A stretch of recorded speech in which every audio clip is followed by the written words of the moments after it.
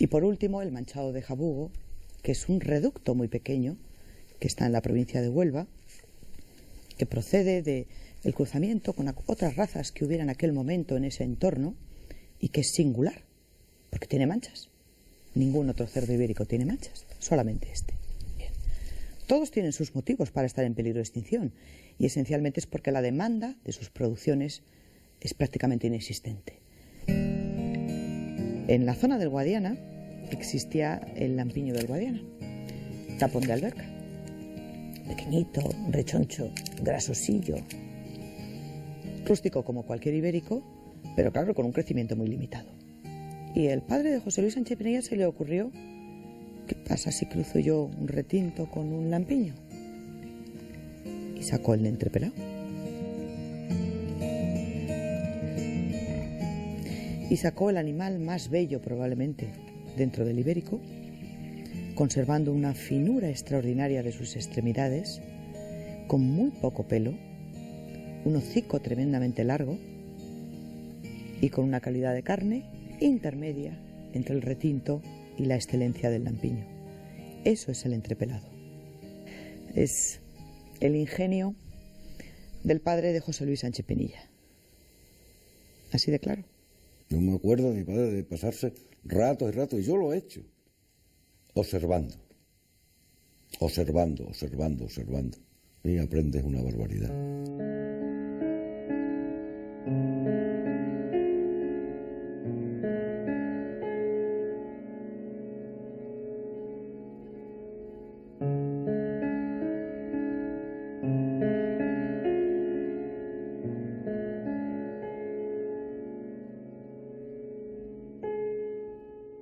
La Feria de Zafra siempre fue un referente. Salían piaras de cochinos de todo el suroeste. Iban andando. Yo he visto allí, siendo muy pequeño, 50.000 cochinos. Precioso. Cuando llovía, estábamos de barro hasta las rodillas. Y qué buena era esa feria cuando llovía. Cuando no llovía, estábamos como los del desierto, no nos conocíamos del polvo. Horroroso. Es decir, que a la feria de Zafra había que ir con gabardina. Si no, mala feria de Zafra, porque no había llovido, porque no había otoñada, claro. Hay que pensar que a mediados de los años 50 del siglo pasado, casi digamos que del centro de la península hacia el sur, todo absolutamente pertenecía a cerdo ibérico. Yo recuerdo en mi pueblo ganadero y tal, que cuando veían los primeros cochinos blancos, era hay unos cochinos blancos en un sitio, los iban a ver. Cosa que ahora resulta de los ibéricos. Que ahora los ibéricos, algunos ni los conocen.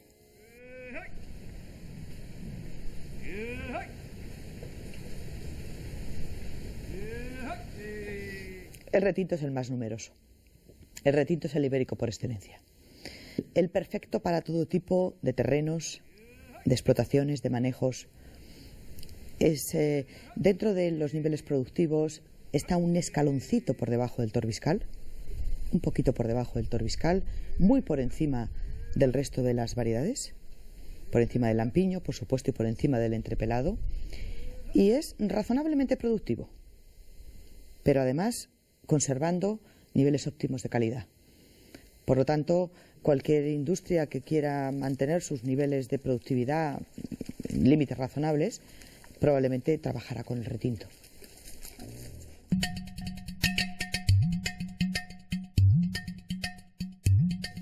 Tenemos ante nosotros un buen jamón ibérico de bellota, como veis una caña muy estrecha que denota pureza de raza. Se denota que este cerdo ha estado campeado debido a que la pezuña está muy gastada. Son características principales de un buen cerdo ibérico de bellota. Es un jamón que tiene 4 partes muy bien diferenciadas, que es jarrete, lo que es babilla, lo que es maza y lo que es contramaza, las cuales tienen un sabor, tienen una textura, tienen un aroma diferente dentro de una misma pieza. Siempre intentaremos llevar lo que es el corte siempre paralelo a la tabla, más que cortar es deslizar lo que es el cuchillo sobre el jamón, lo que es una loncha fina, translúcida, acompañada de un poquito de grasa blanca, para que cuando entre en boca funda más fácilmente y las sensaciones organolépticas del producto se realcen mucho más. Para mí es un todo. El aprovechamiento de la dehesa, donde llevamos haciendo este tipo de producto pues cerca de 150 años. Es el baluarte de la gastronomía española.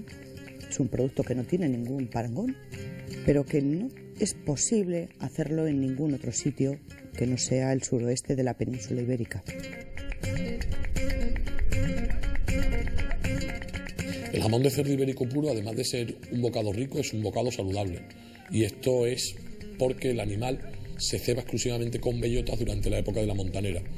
El animal va a empezar a comer la bellota con 14 meses de vida y unos 90 kilos de peso, y 4 meses después va a tener 18 meses de vida y 160 kilos de peso. Durante este periodo se va a alimentar fundamentalmente de bellotas y de pasto. Para mí la parte de la maza es la parte que da más sensación en boca, da más aroma.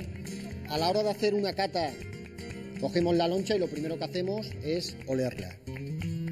Nos denota ya unas sensaciones, unos aromas magníficos. Lo segundo de ello, cogemos lo que es la grasa blanca y con los dedos presionamos y vemos el punto de fusión, es decir, cómo funde entre los dedos. En boca vemos que funde muy fácilmente, que da sensaciones, que se mantenga el sabor una vez que lo hayas comido, lo hayas tragado, pero que se mantenga ese sabor. Que el producto final sea un producto rico en omega 3, en omega 6, en omega 9, es cardiosaludable, es un potente antioxidante, tiene un muy bajo porcentaje de sal y que forma parte de la dieta mediterránea.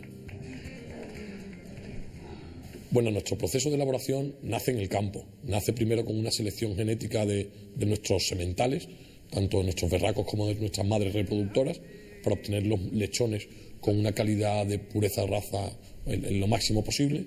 Pues lo que hacemos es el proceso de sacrificio, lo que es el despiece, la obtención de magros, algunos para su consumo en fresco y otros para su transformación. En el caso concreto del jamón, haríamos un recorte en frío de la grasa. Posteriormente haríamos un proceso de salazón a aproximadamente una temperatura de 3 grados, un 90-91% de humedad, y finalmente alcanzará lo que es el proceso de maduración de manera natural en las bodegas. Hay un punto crítico que es el momento de la cala. Es cuando el maestro responsable de las bodegas cala cada uno de los jamones de manera independiente para poder valorar si el jamón ha evolucionado de manera correcta y está en perfecto estado de revista para enviar al consumidor final. Por lo tanto, ¿el consumidor qué debe hacer? En primer lugar, leer las etiquetas de aquello que está comprando. Me estoy refiriendo al jamón, a la paleta, al lomo y a las carnes frescas. Debe llevar información sobre el origen racial del producto, es decir, será ibérico puro o ibérico, según la normativa vigente, equivocado, pero es lo que hay. Puede ser de bellota, de recebo, de cebo de campo o de cebo. Hay esas 4 categorías de alimentación. Un ibérico de bellota es aquel que durante los últimos 4 meses se alimenta exclusivamente de bellota y pasto. Si por algún motivo este no alcanzara su peso idóneo, se le permite, en la categoría de recebo, un suplemento a base de piensos. A Eceriver la conforman más de 1.200 empresas con distintos tipos de explotación.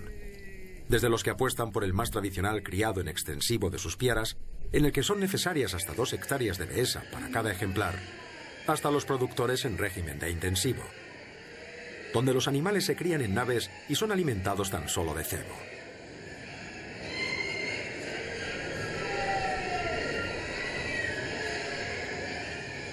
Por lo tanto, desde un punto de vista sectorial, Eceriver debe defender los intereses de todos y cada uno de ellos. Pero siempre lo hará